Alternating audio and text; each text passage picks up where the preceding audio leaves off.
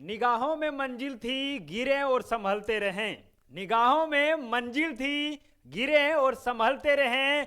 तूफानों ने खूब कोशिश की, आंधियों ने खूब कोशिश की, मगर फिर भी चिराग आंधियों में भी जलते रहे, आंधियों में भी जलते रहे। नमस्कार दोस्तों, मैं आनंद आर्या आप सभी का स्वागत करता हूं मिशन मंजिल के इस दिव्य परिवार में। साथियों, आज एक बड़े ही स्टार को आपके बीच में लेकर के आए हैं। स्टार इसीलिए कह रहे हैं क्योंकि ये जब पढ़ाना शुरू करेंगे ना, तो आपके दिमाग में जैसे होता है सेंडर, उसी तरह से सेंड होते चला जाएगा और आप सारे चीजें को रिसीव करते चले जाएंगे। कहेंगे सर पढ़ाएंगे क्या, और सर का परिचय क्या हुआ? तो सर का नाम कृष्णा सर है और ये आपको स्टेनो के लिए पढ़ाएंगे। जितने भी लोग सपना देख रहे हैं कि सर हम भी स्टेनो कर लेंगे, स्टेनो में बहुत कम स्टूडेंट जाते हैं और जितने भी लोग जाते हैं लगभग लोग सेलेक्ट हो जाते हैं। भीड़ का बहुत कम है, कंपटीशन बहुत कम है। तो भाई साहब, आप भी सपना देख रहे हैं शॉर्ट हैंड सीखने का, स्टेनो में जॉब करने का, तो आपका स्वागत है। और सर डिटेल बताने वाले हैं, तोड़ करके बताने वाले हैं,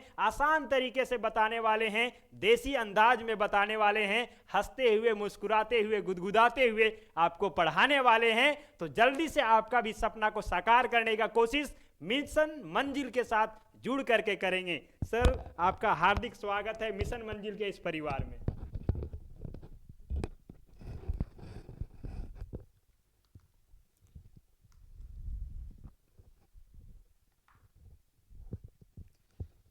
सबसे पहले हम ये बोलना चाहेंगे आनंद सर के लिए बहुत बहुत धन्यवाद, जो आप मुझे मौका दिए हैं यहाँ पे पढ़ाने का। और ये हम चाहेंगे कि इस मिशन मंजिल को ही, मिशन और मंजिल यानी पहले मिशन है, उसके बाद उसको मंजिल तक पहुँचाने का जो सर का काम है वही काम मेरा भी है। और इन्हीं के मार्गदर्शन से हम मंजिल तक पहुँचाएंगे और आप लोग भी पहुँचाएंगे। बस आप लोग पेशेंस बनाए रखिएगा, बाकी आगे आप लोग देखते जाइएगा कि क्या है। जब तक आप उपयोग नहीं जानिएगा तब तक आपको पढ़ने में मज़ा नहीं आएगा और ना ही वो चीज़ को आप इंजॉय कर पाइएगा। अगर हम गाड़ी चलाते हैं तो पहले ये जानना पड़ता है गाड़ी अगर हम चला रहे हैं तो गाड़ी से जल्दी पहुंच पाते हैं, इसीलिए गाड़ी चलाते हैं। बस उसी तरह स्टेनो हम लोग तभी पढ़ने में मजा आएगा इसका यूज कहाँ है। तो फिर सबसे पहले आपको हम यूज बताते हैं कि इसका यूज कहाँ पे है। तो सबसे पहले इसका जो यूज होता है वो डिफेंस सेक्टर में होता है। डिफेंस सेक्टर में वैकेंसी निकलता है, सुप्रीम कोर्ट में वैकेंसी निकलता है, सुप्रीम कोर्ट में वैकेंसी इसका निकलता है। उसके बाद है कि हमारा स्टेट कोर्ट में वैकेंसी निकलता है, स्टेट कोर्ट में। उसके बाद है कि इसकी वैकेंसी एसएससी निकालती है। उसके बाद है क्या, इसकी जो वैकेंसी होती है जो स्टेट वाइज जो होता है, जैसे ये होता है झारखंड में जेपीएससी, उसी तरह होता है बीपीएससी, इसमें भी इसकी वैकेंसी निकलती है। इसका यूज कहाँ होता है? जब भी हम आम भाषा में किसी से हम बात करते हैं, या तो कहीं कोर्ट में फैसला होता है, तो तो बड़ी बड़ी मीटिंग होती है, तो वहाँ आप कोई चीज़ को रिकॉर्ड नहीं कर सकते हैं। वो रिकॉर्ड नहीं कर सकते तो क्या है, वहाँ पे आपको तेज़ी से लिखना रहता है। और वो तेज़ी से जो लिखने का जो कला है उसी को कहते हैं हम लोग स्टेनो। और वही कला को आज हम आपको सिखाएंगे और बेसिक से लेकर जीरो से लेकर हीरो तक आपको सिखाएंगे। आप चिंता न कीजिए। उसके बाद आपको हम बताते हैं कि इसका क्या क्या और भी क्या रूल है। जैसे स्टेनो जो है वो हिंदी से होता है और एक स्टेनो इंग्लिश से होता है। स्टेट वाइज में वैकेंसी जो निकलता है वो हिंदी में निकलता है, इसका स्टेट वाइज में हिंदी से निकलता है। और सेंट्रल लेवल में ज़्यादातर वैकेंसी इंग्लिश से निकलता है। ये हमारा वैकेंसी है जो सेंट्रल लेवल में इंग्लिश से निकलता है। तो आपको हम इंग्लिश से पढ़ाएंगे, हिंदी से नहीं पढ़ाएंगे। आपको हम क्या पढ़ाएंगे? इंग्लिश से पढ़ाएंगे। और आपको ये भी बताएंगे कि इसको लिखने का टैक्टिस क्या है। जिस तरह अगर हम बचपन में अगर हम एप्पल अगर सीखे हैं, अगर एप्पल सीखें या तो फिर बुक रीडिंग करने सीखें, अगर टीचर सिखाया, तो सबसे पहले क्या करना पड़ता है? पहले ABCD सीखना पड़ता है। बस उसी तरह स्टेनो में भी आपको छोटा छोटा वर्ड सीखना पड़ेगा। उसके बाद भी आप कोई भी चीज़ को आप लिख सकते हैं। जैसे कहने का मतलब मेरा है कि अगर हम एप्पल बोलें, एप्पल अगर हम लिखें तो एप्पल लिखने के लिए APPLE, ये जाके एप्पल बना। इसमें कितना वर्ड आ गया? 5 वर्ड, 1 2 3 4 5। बट स्टेनो में ये नहीं करना है। अगर आपको बोला जाएगा एप्पल, तो आप एप्पल को APPLE एप्पल लिखने लगिएगा। बट एप्पल को इतना नहीं लिखना है, छोटा सा वर्ड आपको खाली बस ऐसे लाइन खींच देना है। अगर अभी ये एप्पल नहीं है, बट एक से लाइन खींच देना, ये हमारा एप्पल हो जाएगा। बस उसी तरह क्या है ना, इसलिए बताया गया है ताकि हम लोग तेजी से लिख सकें। अब इसका जो सबसे पहले है कि इसका यूज कहाँ हुआ और ये आया कहाँ से। एक पिटमैन नाम का एक बुक है, एक पिटमैन नाम का बुक है, वो इसमें स्टेनो के बारे में बताया गया है, पिटमैन। और एक होता है ग्रेक वहाँ पे उसमें है ना बताया गया है, दो तरह का लैंग्वेज यूज होता है, पिटमैन और एक ग्रेक। अब यहाँ पे सबसे पहली बात है कि इसको हम लोग पहले जानते हैं कि स्टेनो होता है क्या है। अब यहाँ पे स्टेनो जानने के लिए सबसे पहले क्या करते हैं, कुछ हम वर्ड है वो वर्ड को हम दिखाते हैं पहले। अब यहाँ पे वर्ड को हम तो दिखा दिए, आपको दो चीज का ध्यान रखना है। स्टेनोग्राफर का एक पेंसिल आता है, वहां पे लिखा हुआ रहता है स्टेनोग्राफ, शॉर्ट हैंड लिखा हुआ रहता है। आप लोग बचपन में देखे होंगे कि वो जो पेंसिल है, जब भी हम लोग पेंसिल सब लिखते हैं तो अगर हल्का सा किए तो लाइट लिखाया, यानी लाइट मतलब हल्का लिखाया, और अगर हम उसको दबा दिए यानी कि वो डीप लिखा गया। बट स्टेनो में बस यही चीज है, कुछ लाइट लिखाता है कुछ डार्क लिखाता है, बस आपको जानना है कि कौन सा वर्ड लाइट लिखाता है कौन सा वर्ड डार्क लिखाता है, ये चीज आपको जानना है। तो इसके लिए हम आपको बताने के लिए कुछ वर्ड ले लिए हैं, और आपको ये भी बता दे रहे हैं कि ए से लेकर जेड तक जितनी सारे वर्ड है, ये वर्ड आपको पूरा नहीं जानना है, कुछ ही वर्ड जानना है जो स्टेनो में यूज होता है। जैसे कि वोवेल जितना भी आपका है ए आई ओ यू, ये हमारा जो है इसका कोई भी इसका स्टॉक नहीं होता है, इसका कोई भी स्टॉक नहीं होता है। ये ग्रामलोगस में सिर्फ डॉट लगता है, इसमें हम लोग वोवेल का कोई भी स्टॉक नहीं होता है। तो अभी हम लोग स्टॉक पहले सीखेंगे। स्टॉक क्या होता है, स्टॉक एक तरह से शॉर्ट है, मतलब कि पी को कितना जल्दी हम लिख सकते हैं। तो पी को लिख सकते हैं ऐसे करके, ऐसे लिखें, ये हमारा पी हो गया। उससे भी पहले एक चीज और जानना है, एंगल आप लोग जानते होंगे, आप लोग 10 क्लास पास आउट होंगे, तो और ये क्योंकि ये वैकेंसी जो है सो 12 लेवल पे निकलती है, तो सबको 10 क्लास पास होंगे। इसमें एंगल जानने के लिए क्या है, ये हमारा 180 डिग्री एंगल हुआ, 180 डिग्री एंगल हुआ, ये हमारा 180 डिग्री हो गया, ये हमारा 360 डिग्री हो गया। उसी तरह हमारा ये 45 डिग्री हो गया, ये हमारा 90 डिग्री हो गया, ये हमारा क्या हो गया 45 हो गया।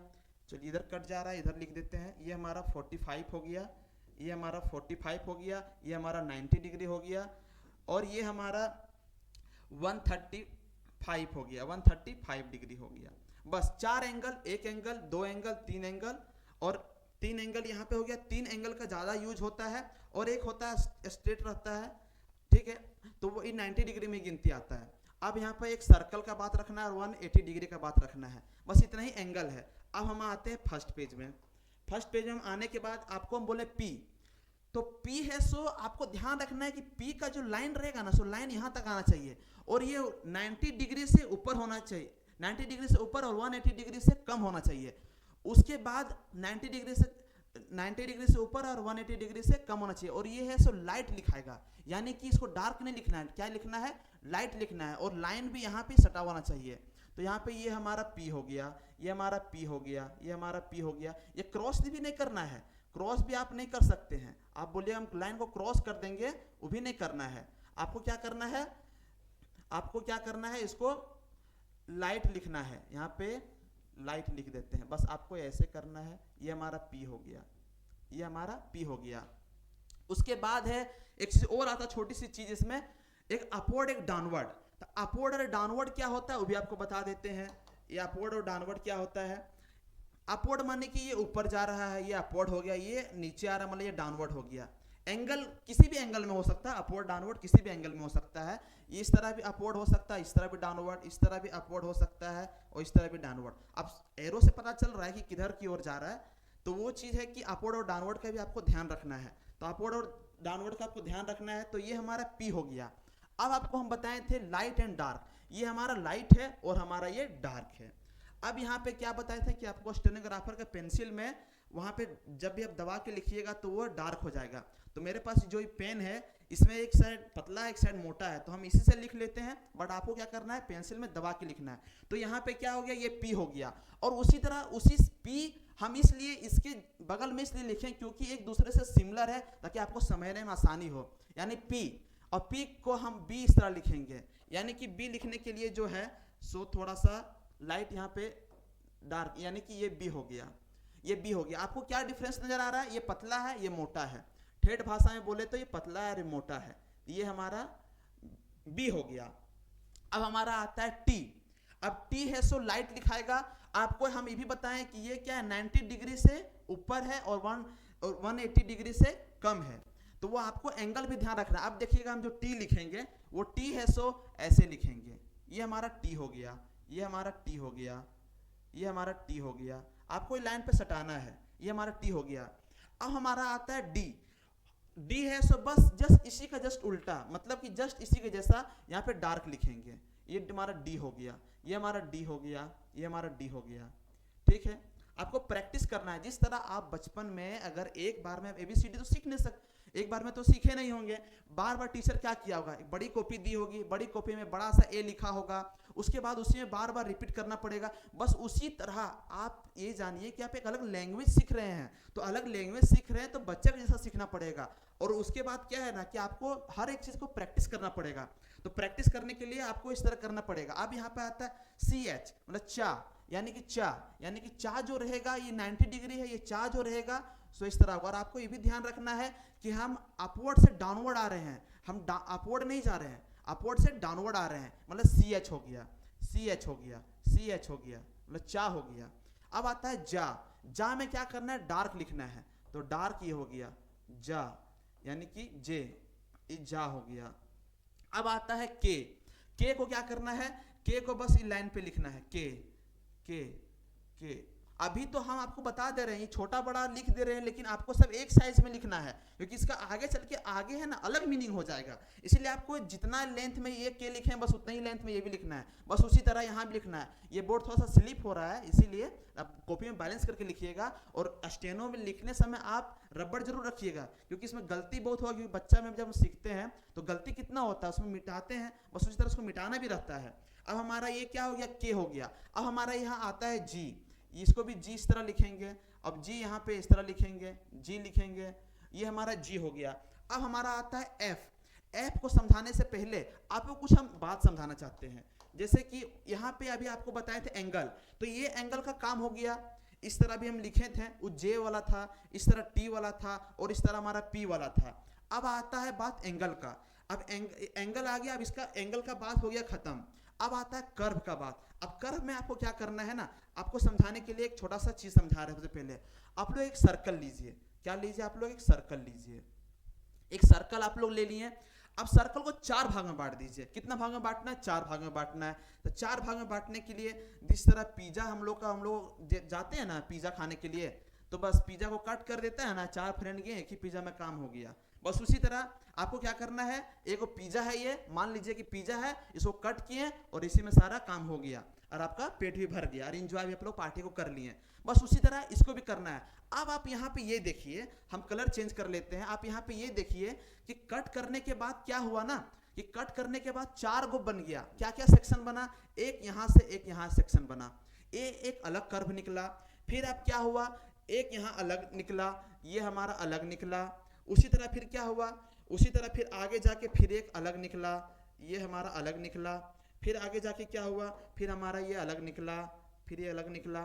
तो ये अलग अलग कर्व निकल रहा है और यही कर्व का भी यूज होगा। अभी एंगल जिस तरह बताएं उस तरह कर्व। अब यहाँ पे क्या है ना कि इसको मान लीजिए 1, इसको मान लीजिए 2, इसको मान लीजिए 3 और इसको मान लीजिए 4।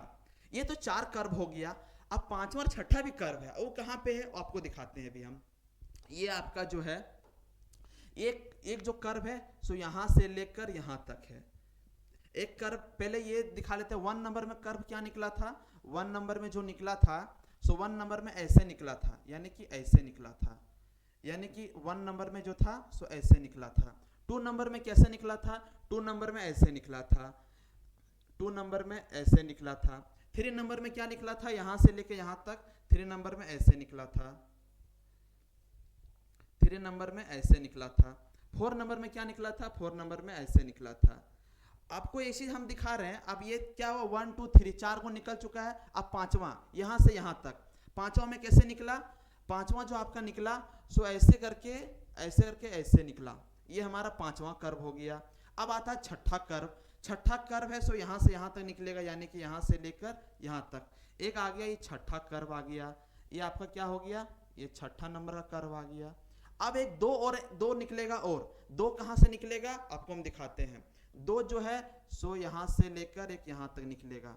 ये आ गया सातवां कर्व, यानी कि ये जो है आपको ऐसे लिखना है। देखिए डिफरेंस क्या है, ये आधा है बट ये क्या कर रहा है ना, ये जो है सो क्या कर रहा है यहाँ से लेके यहाँ तक है। इसको देखिए, इसका लिखने का प्रैक्टिस देखिए, आप इसको इस तरह ध्यान दीजिए, आप इसको इस तरह ध्यान दीजिए, आप इसको ऐसे लिखिए ऐसे, तो यहाँ पे डिफरेंस दिख रहा है। आप इसको थोड़ा ऐसे लिखिए, ऐसे लिखिए, आप इसको थोड़ा ऐसे लिखिए।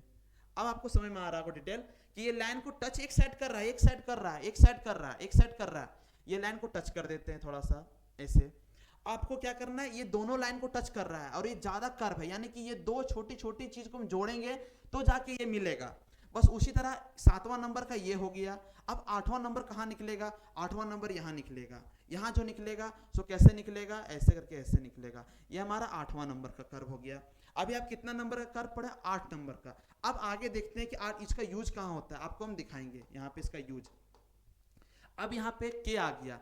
अब के के बाद आपको हम क्या बताए थे, एक कर्व हम बताए थे, वो कर्व ऐसे था, यानी कि एफ जो होगा सो ऐसे होगा, ऐसे होगा। हम ऊपर नहीं सटा रहे हैं, ये तुम्हारा के का लाइन है, हम ऊपर नहीं सटा रहे हैं, ये क्या कर रहे हैं ऐसे डाउनवर्ड डाउनवर्ड कर रहे हैं, ऐसे कर रहे हैं, इस तरह लिख रहे हैं। ये हमारा क्या हो गया, एफ हो गया। अब भी क्या कर रहे हैं, जस्ट हम आपको पहले बताए थे ये लाइट है ये डार्क है, तो भी इसको क्या करना है, भी को ऐसे करना है, भी को ऐसे करना है, मतलब डीप में लिखना है। अब हमारा अच्छा टी एच, यानी कि था है सो क्या है, यहाँ पे लाइट लिखाएगा। लाइट लिखने के लिए क्या करना है, ये देखिए लाइन ने सटा हुआ, इसमें लाइन सटेगा, ऐसे लाइन सट जाएगा, ठीक है। आपको यहाँ पे लाइन सट जाएगा, यहाँ पे ऐसे था हो गया, था हो गया। अब थी, यानी कि देखिए टी एच दोनों, बट दोनों का अलग अलग मीनिंग होता है। तो यहाँ पे क्या करना है, इसको डार्क लिखना है, तो डार्क यहाँ लिखना है, यानी कि इसको ऐसे लिखना है, इसको ऐसे लिखना है। ये हमारा हो गया। अब आता है हमारा एस एच। हम एस एच जो है सो आपको क्या कर, एक कर्व भी बताए थे, जस्ट इसका उल्टा, यानी कि इसको अगर हम दर्पण इमेज में देखेंगे तो कैसे दिखेगा, ऐसे दिखेगा। तो आपको ऐसे लिखना है, ऐसे लिखना है, आपको ऐसे लिखना है। बस अब क्या आता है एस एच जो आता है, बस उसी तरह फिर डार्क में लिखना है, फिर डार्क में लिखना है आपको ऐसे, ये आपका डार्क में हो गया। अब आता है कि एम आपको बताया था ना कि सर्कल जो था, उस सर्कल जो था यहाँ आपको बताए हैं कि देखिए कौन कौन सा एंगल यूज हो गया, कौन कौन सा एंगल यूज हुआ है, आपको हम दिखा रहे हैं कि कौन कौन सा एंगल यूज हुआ है। देखिए हमारा अभी एक एंगल ये यूज हो चुका है, ये एंगल हमारा यूज हो चुका है, ये एंगल यूज हो चुका है, ठीक है। अभी एक एंगल ये यूज हो चुका है और हमारा ये एंगल यूज हो चुका है, ये एंगल यूज हो चुका है। अब क्या है, यहाँ से यहाँ वाला एंगल यूज करना है और फिर एक यहाँ से यहाँ यूज करना है, फिर एक यहाँ से यहाँ यूज करना है, फिर एक यहाँ से यहाँ, मतलब 4 और एंगल का हमको यूज करना है। तो आपको हम दिखा रहे हैं यहाँ पे, देखिए यहाँ पर जो एम है वो एम है, सो क्या लिखना है, आपको ऐसे लिखना है, एम को ऐसे लिखना है, एम को हम ऐसे लिख दिए। अब बोलिएगा कि एम का कोई डार्क नहीं होता है क्या, नहीं होता है, एम का कोई डार्क नहीं होता है, एन का होता है। एन को अगर हम ऐसे लिखें तो एन को ऐसे लिखें, और उसका डार्क क्या होगा, एन का जो डार्क होगा सो एन का डार्क ऐसे होगा। और हमारा आता है एल। एल क्या है ना, एल आपको अपवर्ड या डाउनवर्ड दोनों तरह से हम लिख सकते हैं। तो आपको अब यहाँ पे ऐसे लिखना है, यहाँ पे एल हो गया, आपको एल यहाँ पे लिखना है। इसको 2-3 बार हम और लिख दे रहे हैं ताकि आपको समझ में आए किधर से हम किधर लिख रहे हैं, ठीक है। अब हमारा यहाँ पर एन जी आता है, तो एन जी ऐसे करके ऐसे लिखना है, एन जी ऐसे करके ऐसे लिखना है। एन आता है तो एन को हम ऐसे लिख सकते, ऐसे लिखना है, ऐसे लिखना है। हमारा एल आ रहा है, एल ऐसे लिखना है, एल ऐसे लिखना है। अब हमारा आर, अब आर का है ना डबल होता है, आर का जो होता है सो डबल होता है। 2 तरीका से हम आर को लिख सकते हैं। आपको बोर्ड में दिख रहा होगा आर, हाँ दिख रहा है। अब आर को हम ऐसे लिख सकते हैं, एक यहाँ पे 45 डिग्री में लिख सकते हैं, आर लिखा गया। एक आर को हम ऐसे लिख सकते हैं, यानी कि आर को 2 तरीका से लिखा जाता है, एक ऐसे लिख सकते हैं, एक ऐसे, यानी कि एक बार ऐसे लिखेंगे और एक बार ऐसे। अब बोलिए कि 2 तरीका से क्यों, क्योंकि बाद में आगे चल के अकॉर्डिंग टू मोशन आएगा, तो आप जो स्पीड में मोशन यानी कि स्टेनो क्या जितना से जितना जल्दी लिख सकते हैं, तो जितना से जितना जल्दी लिख सकते हैं, तो आगे चल के आप पढ़िएगा तो कभी कभी इसका यूज होगा और कभी कभी इसका यूज होगा।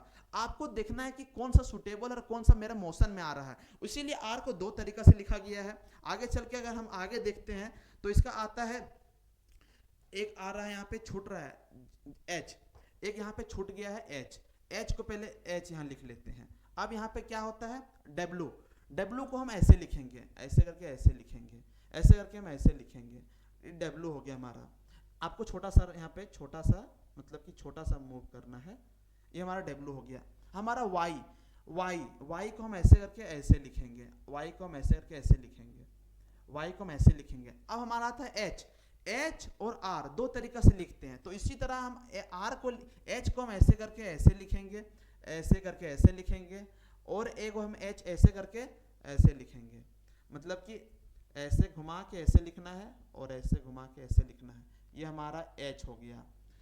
ये हमारा हो गया एच। यानी कि ABCD जितना हम लोग पढ़े थे 26, बस इतना ही यूज है स्टेनो में, इतने ही सारा वर्ड का यूज है, और स्टेनो का कोई यूज नहीं है। आगे चल के सिर्फ वोवेल लगेगा, बाकी आपको स्टॉक इतना ही याद रखना है। ये इसको हम लोग क्या कहते हैं, स्टॉक कहते हैं। जितने भी सारे डंडियां दिख रही हैं आपको, ये सारा क्या है, स्टॉक है। और यही स्टॉक को हम लोग आगे यूज करेंगे। आगे यूज करने के लिए कौन सा स्टॉक किसके बाद आएगा हम आगे क्लास में बताएंगे।